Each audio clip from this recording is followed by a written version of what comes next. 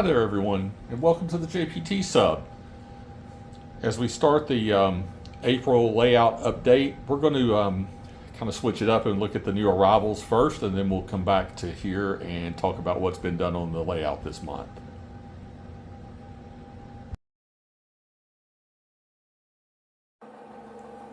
We'll start off the new arrivals for April with this pack of hydrangea bushes from JTT Scenery. I needed the blue ones, and I've already used some blue and a pink on the layout, but I needed more of the blue, so I got one more pack of those to start it out.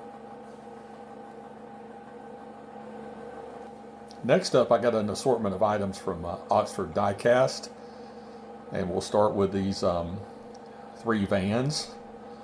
One regular network rail Ford van, one network rail response unit Ford Transit van, and then one parcel force transit van.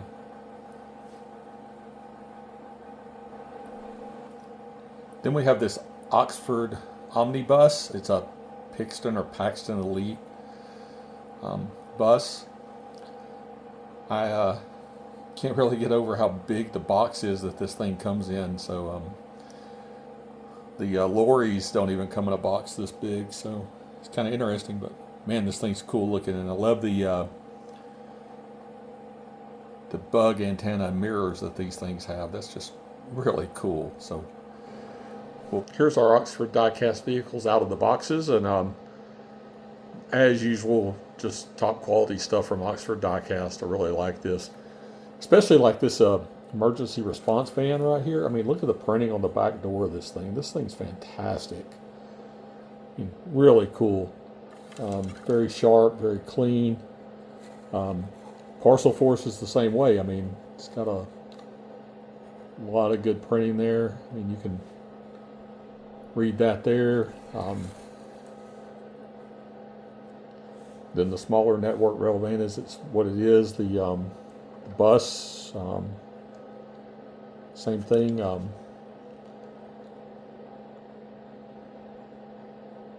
Corporate coaching on it. It's funny, that's not the name it says on the box, but that works. I like it. Anyway, I love these mirrors on the bus here. I mean, you guys can see those. Like, just a lot of big bug antennas. Gotta love that. Really, really cool additions to the fleet. Then the big item from Rails of Sheffield was the Rapido Trains Class 46. This thing's a beautiful locomotive, and you may have seen it in another video already. So the next round of new arrivals is in this box that came from our friends at Plaza, Japan. And they thank you for our feedback. They always have this cool card in there. Don't know how easy this is going to be to do like this, but we're going to try it. I always think it's cool they wrap everything in newspaper, so I get to look at the Japanese newspaper whenever I get one of these packages. So let's see here as we start to uncover things. Lots of packing material here. So yeah, we'll start with this right here. So is the Kato 11212 interior lighting kits for passenger cars. There's 6 lights per box, so we have 1, 2, 3, 4, and 5. So we got 5 of those. That's what was supposed to be on the order, so we're good there. Then we have what's taped up here. We have tape. Well, it's good tape. It came off easy. Rubber band. Pantographs for the replacement pantographs for my 800s. One of them has 1 broken pantograph, so I went ahead and got a 2-pack so I can replace the 1 and also have that. And then this I was surprised this came as you have to assemble it yourself thing instead of a pre-assembled, but this is the Kato quick rerailer that just you set down on the rails and run the train through it to re-rail it anywhere you want on the track. So that's going to be an interesting add to the fleet here. Let's see. This next bit is wrapped up really well here. All right, I'm going to unwrap this and then we'll take a look here. So I'm going to hold on just a sec. Pull a couple of pieces of tape off of here and let's just reach our hand in here and start with what's right here. So this is the FL12N head and tail light decoder for Kato trains. There should be 2 of the Kato EM13 decoders. Really only needed 1. We got 2.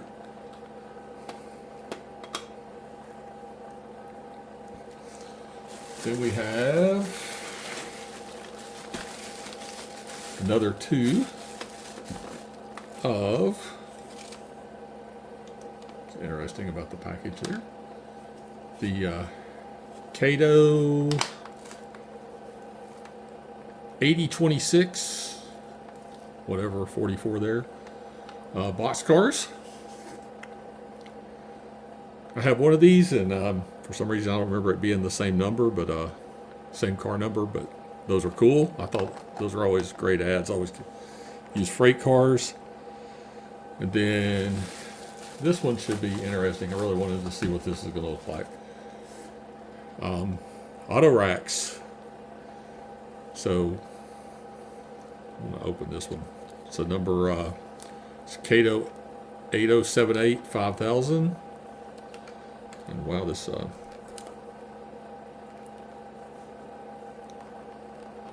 wow, is this jewel case tight.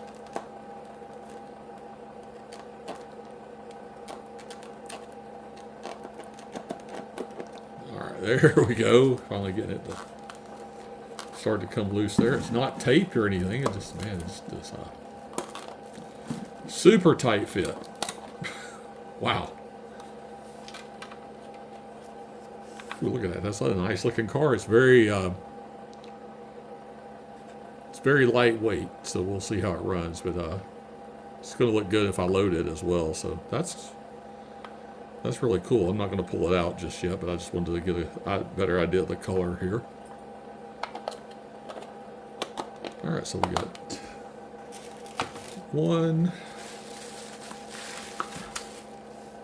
2,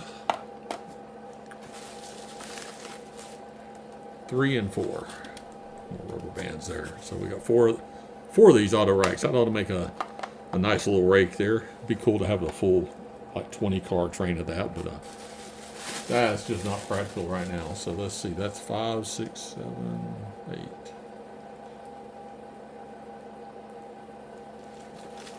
And then the big item.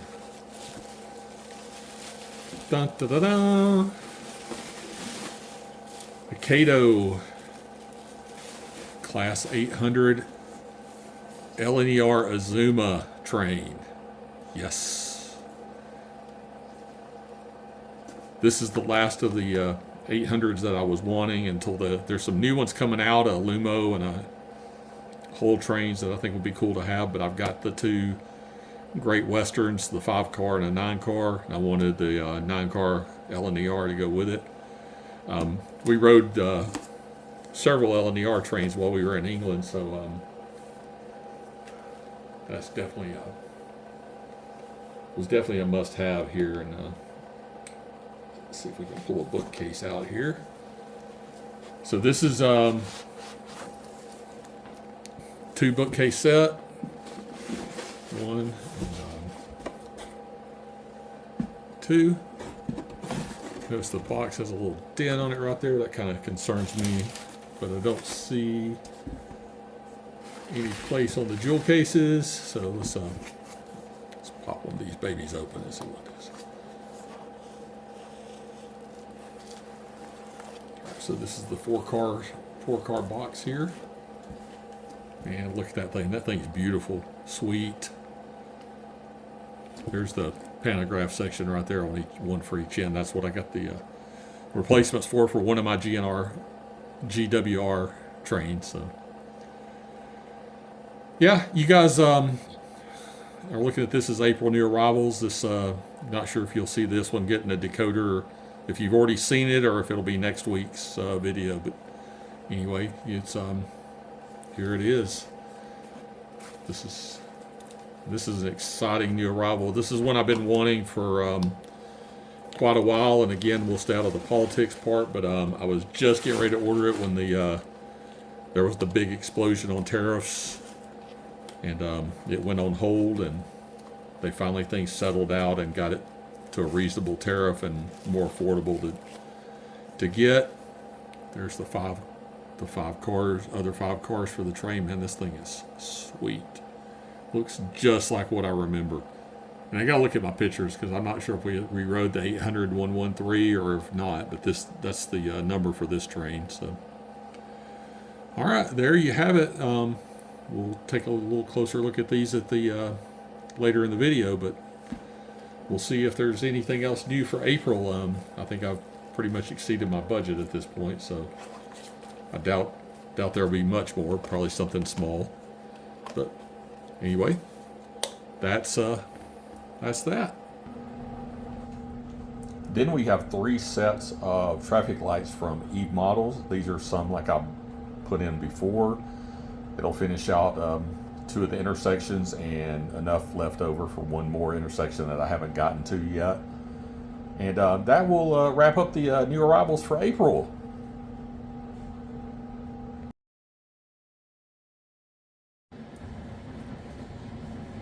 Hope you all enjoyed that look at the new arrivals. And so next up here, let's take a little look at what's been going on the layout this month.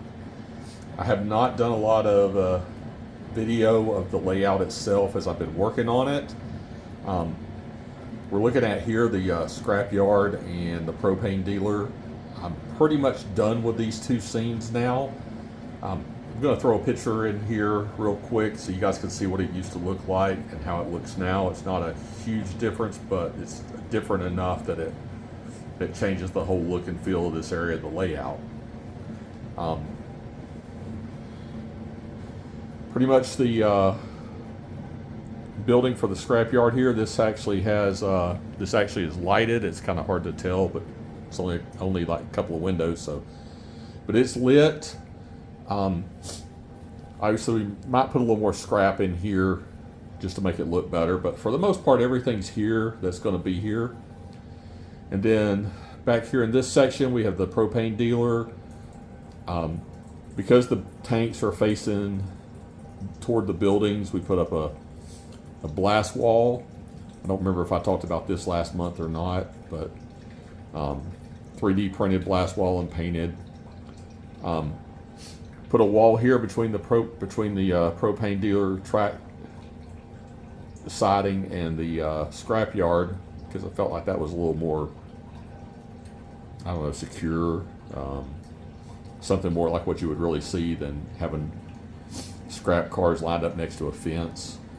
So we got that. We got fencing in here at this end with gates, fencing down this side of the scrapyard, the little road coming in. The propane dealer's got all its stuff set out here, and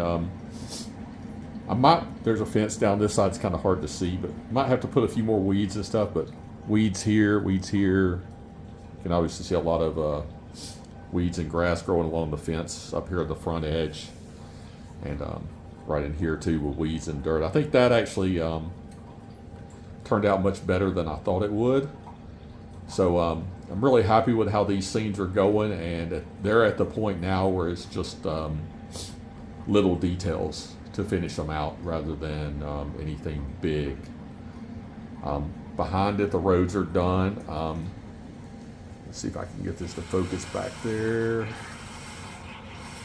Yeah, so there's the Waffle House also got installed back there in the back, and it too is lit, so that's a that's another thing that's done.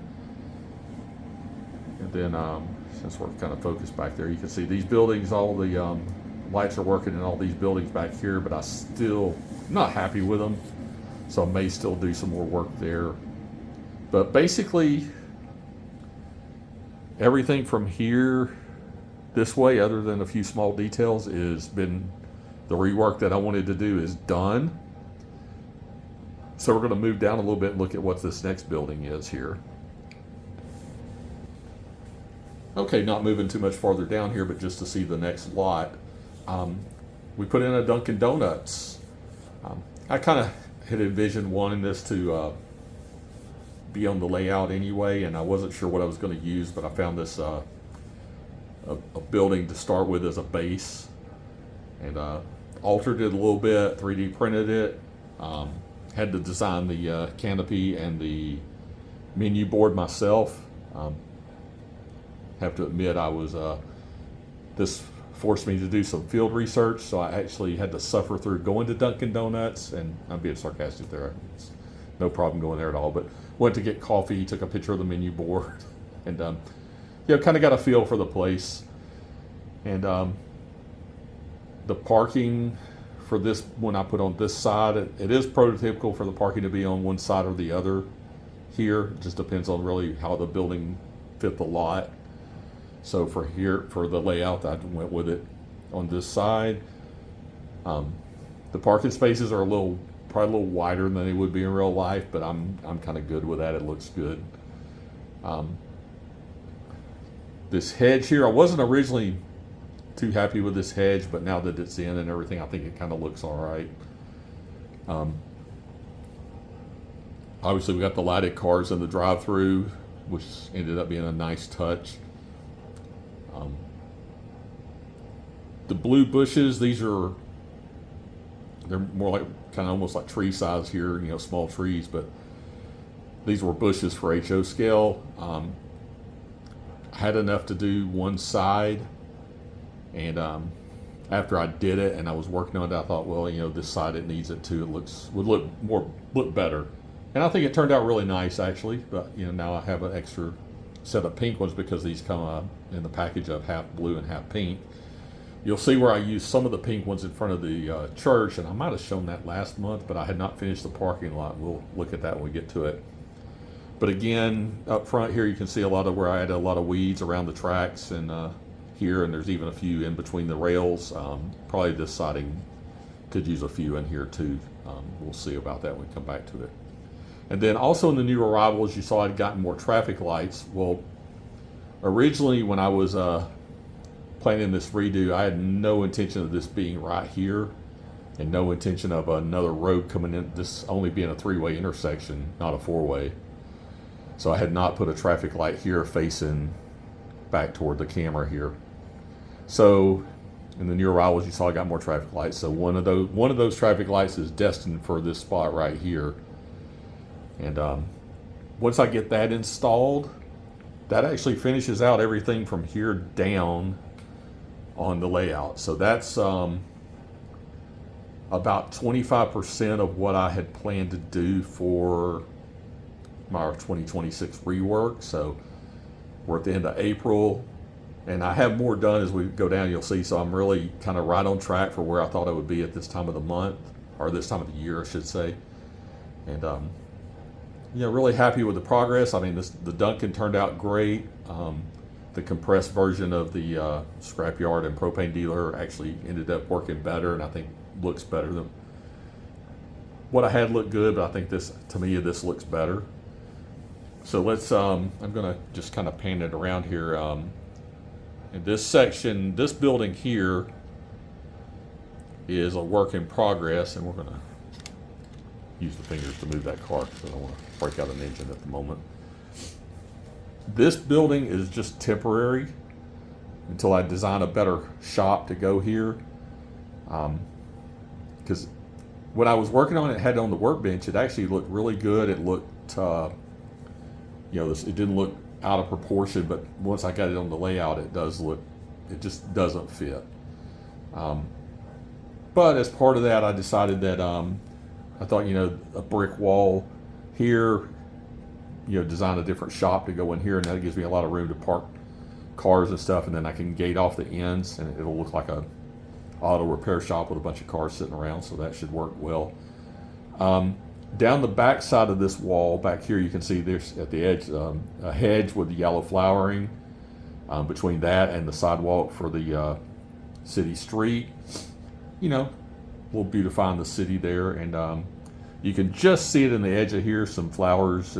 I didn't mention that when I was talking about the Dunkin', but there's like flower bushes around the traffic lights at the front edge of the entrance to the Dunkin' Donuts to kind of beautify things. So that is what it is, and then we'll next up we're gonna turn over here. All right, we're gonna kind of see if we can get that to focus better for you guys. There we go. All right, so here we put in a fire station, and the only thing left on the fire station scene is a sign for the front of the building, and I'm probably gonna put some flowers right here, and I may put some kind of detail or a little tree somewhere right in here on this part of the lot. But the parking behind it for the fire department people, kind of a weeded edge dividing the nice manicured lawn for the fire station and the tracks. The front edge has flowering bushes along the sidewalk. Same thing on the back, kind of a weed divider between the fire station lot and the road. Then behind it here, this is where I was talking about the pink bushes that I had came with the blue ones. I'd put these in here. Finished this parking lot out for the church. Sidewalk goes all the way around it. So really, I have about a third, because this section, well, from here to back here is basically done. There's a few, like I said, a few little details that can be added in here, but for the most part, this is done. This is done. So that just leaves this this shop part here to finish up. And actually, once I do that, I'm well past halfway on what I wanted to do for 2026. Farther down, I really don't have a clear picture. I know kind of what I want to do, but I don't really have a good clear picture of how it's going to come together yet in my mind. So we'll do that. And while I'm here, this is another one where originally this crossing was supposed to be a little bit farther down to like about here, and this was going to be another three-way intersection back here. But when it moved down, because of the way I rearranged everything, I've got another four-way intersection where I've got one more traffic light. So that's the other traffic light out of one of those sets will go here facing back toward the camera. And that'll finish out that. So I'm thinking when we come back at the end of May and look at the May update, that all of this will be basically all the way down to right here will be done. And then that'll just leave going toward the end there of the rework that I wanted to do for the layout for this year anyway. One thing I did do, and I don't have any trains running at the moment, but the inside track, somehow I've knocked the feeders loose underneath for this track, so I've got to get under the layout and fix the where you can see it here. So this track, got to get under here and knock the figure out what I've done to the feeders for that track to get the power back on it. Outside track still runs fine. Everything else is running fine. Just that one track, somehow I've managed to kill the power to it. So we'll get that fixed. And I'm sure during the running session here next, we'll see some trains running on it. But that's all the layout news for April. And it looks like I did a lot, but I don't feel like I did a lot. So we'll but I can see the progress as I'm recording this and talking about it. I feel a little better about where I'm at than what I was thinking. And if you watched this long, I appreciate it. I hope you guys all enjoyed it. So let's watch a few trains run, and then we'll say farewell to April.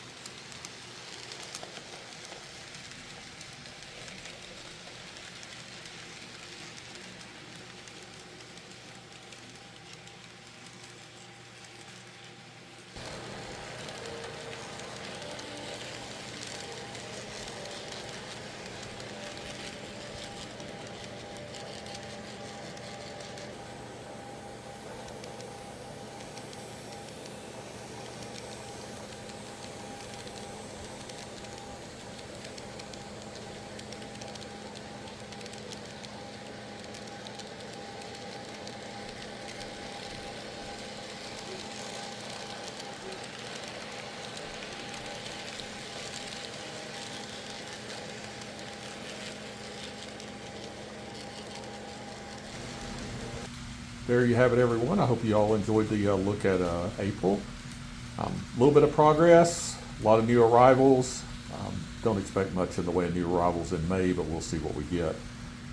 I guess next up, we talked about it earlier, continuing on with the rebuild on that side of the layout.